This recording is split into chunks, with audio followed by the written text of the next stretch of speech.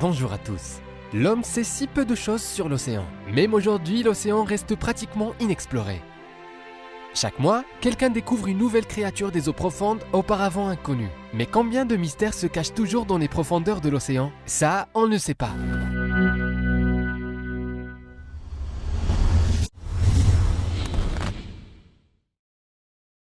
Quand les gens se trouvent près d'une rivière, ils nourrissent souvent ses habitants, notamment poissons, canards ou mouettes. Ainsi, on peut voir ces créatures nager en meute pour se procurer d'un régal délicieux. Pourtant, parfois, au lieu de ces poissons ou oiseaux assez ordinaires, on peut tomber sur un vrai monstre sortant de l'eau. Le héros de notre vidéo d'aujourd'hui est un garçon ordinaire vivant dans une ville qui arbite un port de mer. Un jour, le garçon marchait près de la mer et comme d'habitude, nourrissait de petits poissons quand tout à coup, il a vu une créature étrange remonter en surface, se dirigeant vers lui.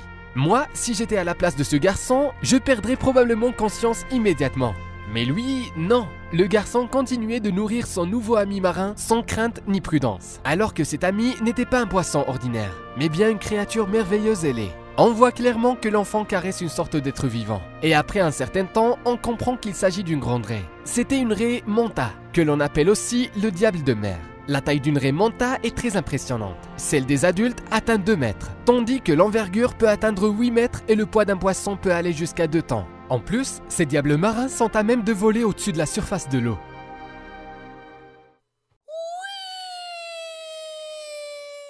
Les scientifiques ne savent pas encore à quoi exactement cette capacité est liée. Certains croient que de telle manière, les raies manta essaient d'attirer les femelles. D'autres pensent que ce n'est qu'une façon de s'amuser. Soit dit en passant, la progéniture est assez rare chez cette espèce. La grossesse dure 12 mois.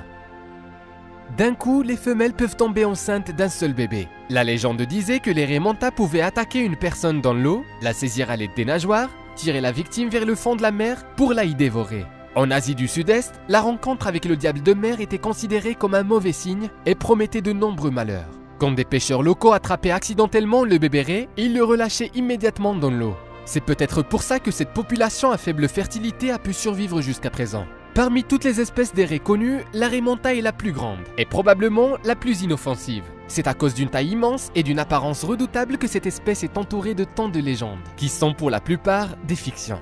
En réalité, une raie n'a pratiquement pas de dents, que de petites dents dans la rangée inférieure. Pourtant, les raies ne s'en servent même pas pendant qu'elles mangent. La raie manta se nourrit de plancton qui lui tombe dans la bouche avec de l'eau. Le principe est donc le même que celui de l'alimentation des baleines. Les raies manta sont présentes dans les eaux de l'océan, surtout dans l'océan Indien où il est possible de trouver des bancs entiers de ces poissons.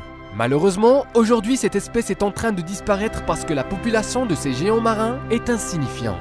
Des pêcheurs artisanaux locaux les attrapent pour les vendre. La viande de ces poissons est appréciée pour ses qualités gustatives élevées. Le foie est saturé de graisse, ce qui est également très apprécié sur le marché et provoque une certaine demande.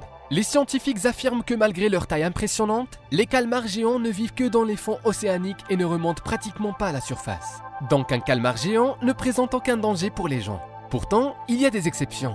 Un calmar géant a décidé de rendre visite à un port japonais.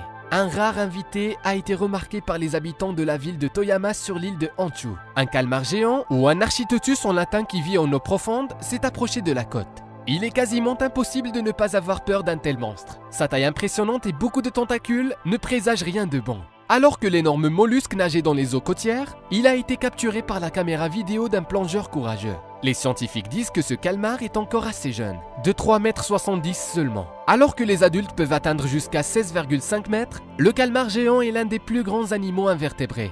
En même temps, si on ne prend pas en compte les tentacules attrapeurs, la taille du calmar est d'environ 5 mètres. Les yeux de ce mollusque sont uniques. Chaque œil atteint 27 cm de diamètre et la taille de la pupille est de 9 cm. Grâce à ses grands yeux, le calmar capte la faible lueur bioluminescente des organismes marins. Cet animal a un système nerveux hautement organisé et un cerveau complexe. Les deux sont d'un grand intérêt pour les scientifiques. Il y a également des légendes sur les kraken, des céphalopodes géants capables de couler des navires. Eh bien, l'invité inattendu de l'île japonaise a été respectueusement accompagné vers la haute mer. Comme on a pu le voir, le monde sous-marin nous cache de nombreuses créatures étonnantes invisibles à l'œil nu. Si vous avez aimé la vidéo, mettez un like et abonnez-vous à notre chaîne. À bientôt!